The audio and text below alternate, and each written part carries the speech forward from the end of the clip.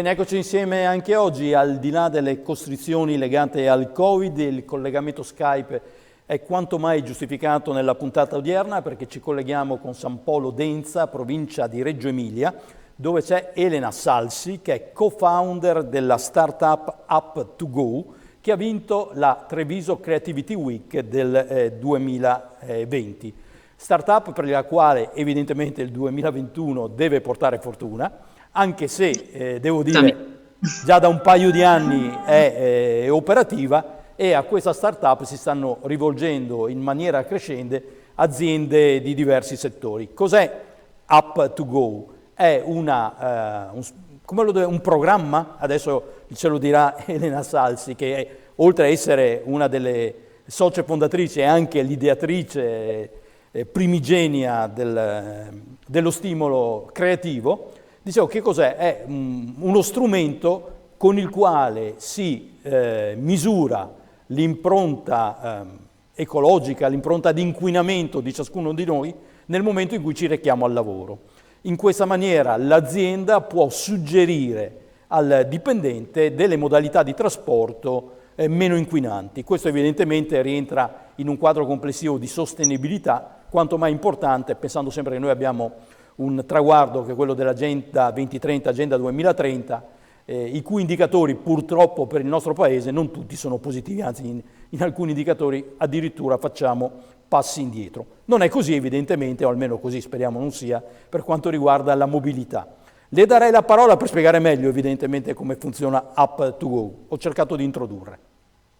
Grazie mille per l'introduzione, Fabrizio, molto volentieri spiego di cosa si tratta. Quindi Up2Go è un servizio di mobilità sostenibile, prevalentemente pensato per comunità. Quindi laddove per comunità possiamo intendere un'azienda, un comune, una società sportiva, un qualunque insieme di persone che ha esigenze di spostamento verso dei luoghi fissi e definiti in maniera rutinaria.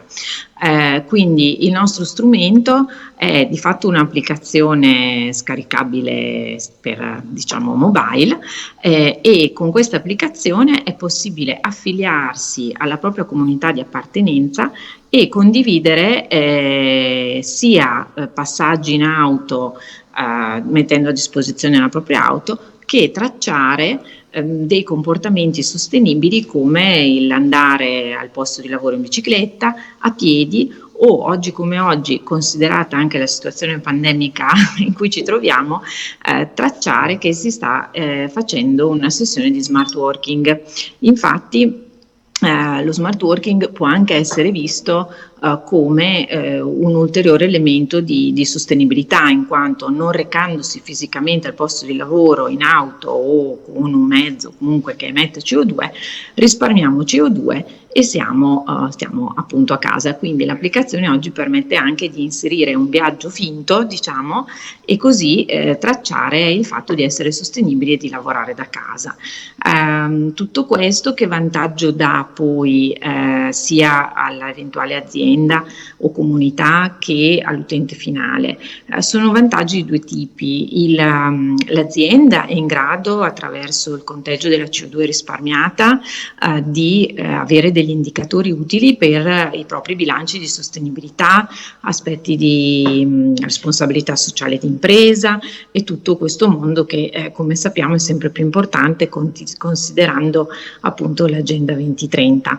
Dal punto di vista invece dell'utente finale, quindi del dipendente o dell'appartenente alla comunità, anche lui ha dei vantaggi, perché ad ogni viaggio sostenibile è associata la possibilità di accumulare dei punti che si chiamano crediti, e con questi crediti è possibile accedere a delle premialità, sia attraverso una piattaforma sostenibile a noi collegata che si chiama Green Apes, con la quale si possono avere delle scontistiche, dei coupon e così via, sia nel caso in cui l'azienda metta lei direttamente a disposizione delle ulteriori premialità, come posto autodedicato, un buono mensa o qualunque cosa magari sia facile da somministrare da parte dell'azienda o lei decida di incentivare.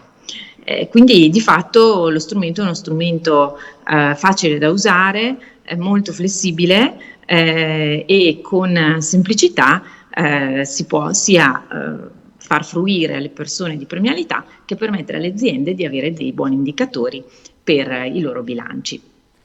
Allora, una delle scoperte personali durante questo periodo natalizio è che io sono un dummer, vale dire una di quelle persone che con le tecnologie innovative non hanno una grande dimestichezza. Le chiederei, ci spiega in termini semplici come funziona? Cioè, l'azienda si abbona con voi per l'utilizzo dell'app, immagino, e poi? Esatto. Sì, di fatto l'azienda sottoscrive una licenza, quindi dal punto di vista del modello di business non è molto diverso dall'acquisto di un qualunque software. Nel momento in cui viene sottoscritta la licenza Up2Go, noi forniamo un codice dedicato alla comunità. Quindi attraverso un sistema di comunicazione interno che noi sosteniamo, quindi forniamo anche all'azienda locandine o comunque delle grafiche da utilizzare nella loro intranet o per delle mail dedicate o quant'altro, i dipendenti vengono a conoscenza dell'iniziativa. Ricevono un codice di appartenenza. Questo codice viene utilizzato per l'iscrizione iniziale che avviene scaricando l'app dagli store. Con questo codice ricevono una mail di attivazione e a quel punto riescono ad utilizzare l'applicazione, che tra l'altro è personalizzata per ogni singola azienda con il proprio logo, il proprio brand, colori e così via. All'interno poi dell'applicazione devono inserire i percorsi che effettuano per una o più sedi a seconda della caratteristica dell'azienda o anche se si spostano tra sede e sede. Ad esempio, questa è un'applicazione che può essere usata anche per quello che si chiama business travel, e una volta che hanno definito i loro percorsi possono iniziare a viaggiare e i percorsi, così come la registrazione, si fanno la prima volta, quindi dal punto di vista della semplicità c'è qualche piccola attività extra da fare all'inizio, dopodiché è sufficiente fare la propria pianificazione dei viaggi, quindi si dice quando si viaggia e se si è, nel caso dell'auto, un autista o un passeggero. Nel caso della bicicletta o a piedi o dello smart working, ovviamente parliamo di viaggi in singolo, quindi basta tracciare che si sta eseguendo il viaggio. Dopo esserti registrato sul sito, effettua il login con codice fiscale e password. Per offrire un passaggio, seleziona offro in basso a sinistra. Ecco, è entrato il vostro spot, però chiederei alla regia di abbassare l'audio, se no non ci capisco. Prego Elena. Quindi dal punto di vista di come funziona l'applicazione, come dicevo, una volta pianificati i viaggi ci sarà, se parliamo del carpooling, che è la parte diciamo un po' più complessa, ci sarà una messa a disposizione del viaggio e una richiesta di viaggio da parte del passeggero. Lo scambio di informazioni avviene via notifica. Quindi si riceverà una notifica sui 2 telefonini che dice Elena offre viaggio e Fabrizio richiede viaggio. C'è un momento di accettazione da entrambe le parti, dopodiché si può effettuare il viaggio. Al momento dell'effettuazione del viaggio è solo richiesto di confermare che si sta eseguendo il viaggio con un tasto di check-in e al termine del viaggio con un tasto di check-out. Questo ci permette di garantire che il punto di partenza e il punto di arrivo sono realmente quelli indicati attraverso geolocalizzazione e quindi ci permette di essere anche certi del fatto che il viaggio è reale, perché ovviamente tutti pensiamo bene, ma dobbiamo anche preservare le nostre aziende, le nostre comunità, se qualcuno vuole utilizzare questo strumento in modo inappropriato per ricevere crediti o avere vantaggi. Le chiedo posso chiederle una cosa? Forse dico una cosa inesatta, è una sorta di BlaBlaCar aziendale. Corretto, esattamente questo. Ecco. Bene, allora, questo mi è caro per il carpooling, cioè il viaggio in automobile condiviso, ma mi domando, voi parlate anche di recarsi al lavoro a piedi, in bicicletta, in monopattino, oppure di applicare lo smart working. Ma ecco, ma per andare al lavoro a piedi me lo deve dire un'app? Cioè, non ci arrivo da solo. se abito ad una distanza sufficiente. Cos'è che muove la premialità, il fatto di vincere un premio? Esatto, cioè io posso benissimo andarci a piedi e non dirlo a nessuno, non è necessario per forza utilizzare l'applicazione. Tuttavia, come dicevo precedentemente, il fatto di avere un'impronta sostenibile nel trasporto da parte dei dipendenti è un elemento che l'azienda può utilizzare per la sua reputazione, per i suoi bilanci di sostenibilità e recenti statistiche, ad esempio, mettono in evidenza come anche la scelta del posto di lavoro, perché parliamo tanto di disoccupazione giovanile, però esistono anche profili sia di neolaureati o persone comunque fresche di studi, talentuose e così via, che magari hanno delle specializzazioni per cui sono molto cercate dalle aziende. E un elemento che sta diventando sempre più importante anche nella scelta delle figure di talento a livello di carriera professionale è quello, ad esempio, di andare a lavorare in aziende che abbiano a cuore gli elementi di sostenibilità.